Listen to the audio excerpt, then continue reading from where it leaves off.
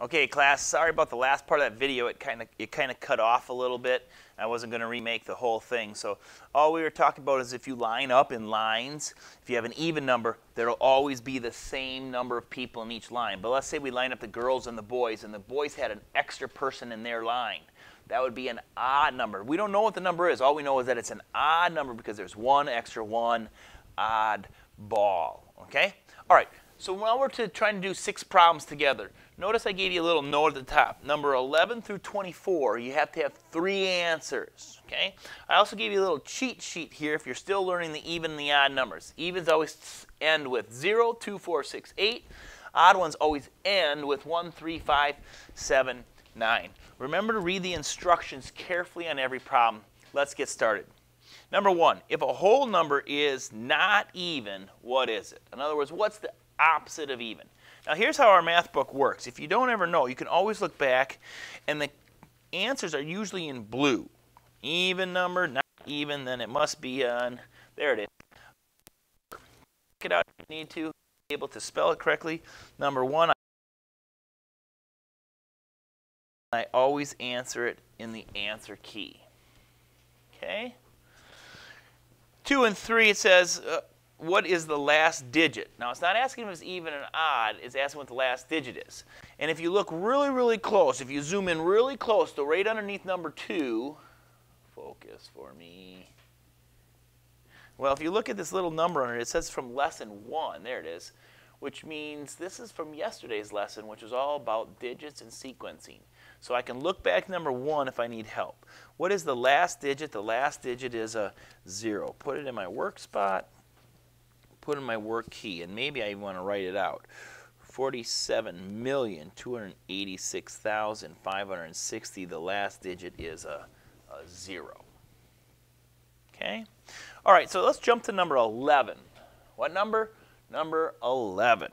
In number 11, it says, what are the next 3 terms in the counting sequence? The next 3. And so I'm going to write them out, just like we learned how to do yesterday.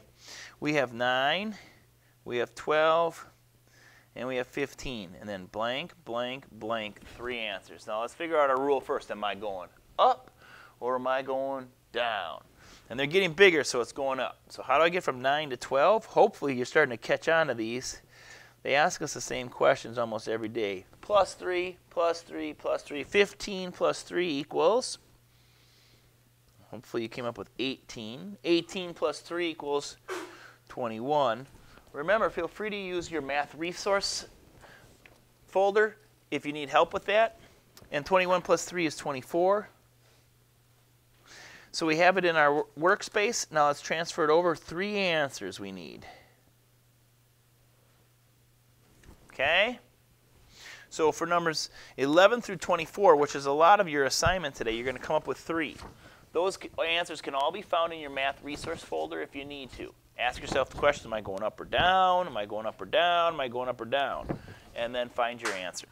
All right, let's do some of these at the end here. Number 25. So you flipped your sheet over to the back side. We're on number 25. Here's what it says. It says, all the students in the class form 2 lines.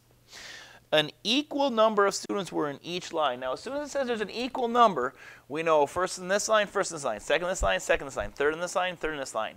Sounds like it's got to be an even number. So let's go ahead and take a look at the finish of the question. Which of the following could not be? In other words, which one's not even, or if we want to change the question, which one is odd? 30 ends with a 0. It's got to be even. 31 ends with a 1. 1 is odd. 32 ends with a 2. Even. 28 ends with an 8. Even. So we're looking for the odd one, so that'd be B. Number 25. My work spot and my answer key, 25. 26. What number is half of 5? Half of 5. So I'm going to go ahead and put this on my paper, 5. Now remember what I taught you in the lesson. What's the closest even number to 5? Go back 1. The closest even number to 5 is 4. And of course, you got plus 1 more equals 5, so you got that 1 extra in there. Well, half of 4 equals 1 for you, 1 for me, 1 for you, 1 for me, equals 2. And now give it the hi-ya. So you'd have 2 1/2. 2 1/2 of candies. 2 1/2 pieces of candy equals 4 1/2 1/2 equals 5. And we did it right. So 26 would be 2 1/2. Number 27. Which of these numbers is a whole number? Draw a picture to verify your answer. Which of these numbers is a whole number? Half of 11. Well, it's odd, so you give it the hi-ya, and you give it 5 1/2. That's not a whole number. Half of 12. Half of 12 is 6. Now, if you're not sure how to find half of 12, you could do it like this. 1, 2, 3, 4, 5, 6, 7, 8, 9, 10, 11, 12. Then they all have partners.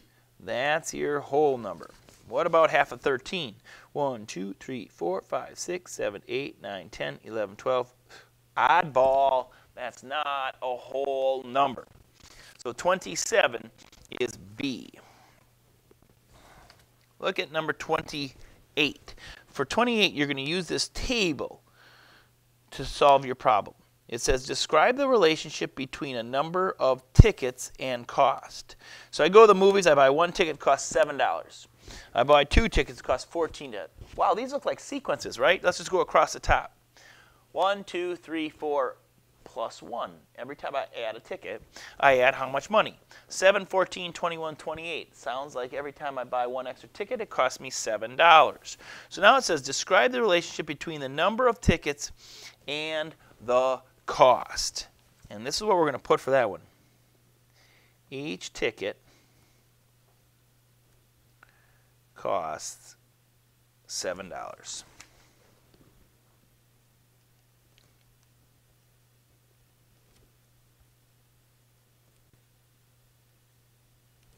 Okay, that's a 7 and a dollar sign.